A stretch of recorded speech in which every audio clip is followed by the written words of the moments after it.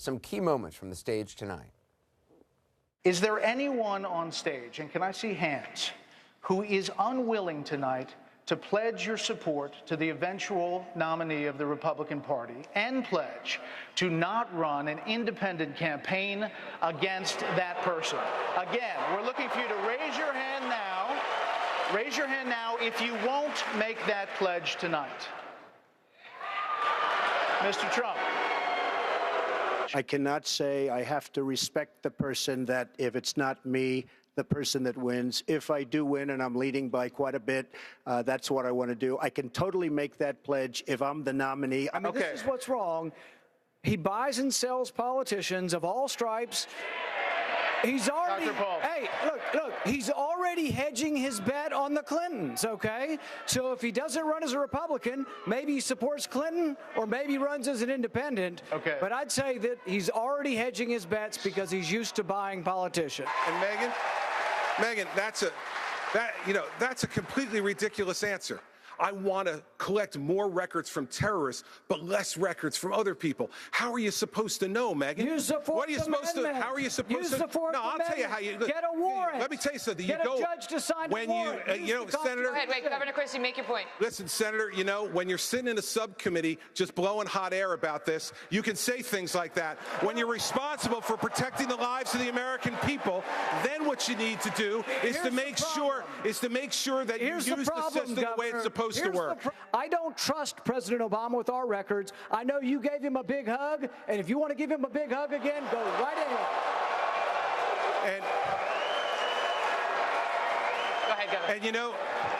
And Senator Paul, the hugs that I remember are the hugs that I gave to the families who lost their people on September 11th. Those are the hugs I remember, and those had nothing to do with politics. Unlike what you're doing by cutting speeches on the floor of the Senate, then putting them on the internet within a half an hour to raise money for your campaign, and while still putting our country at risk. Now, with Iran, we're making a deal. You would say, we want him. We want him. We want our prisoners. We want all these things. We don't get anything. We're giving them $150 billion plus.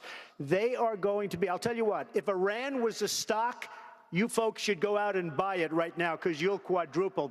What's happened in Iran is a disgrace. Dr. Carson, in one of his first acts as Commander-in-Chief, President Obama signed an executive order banning enhanced interrogation techniques in fighting terror.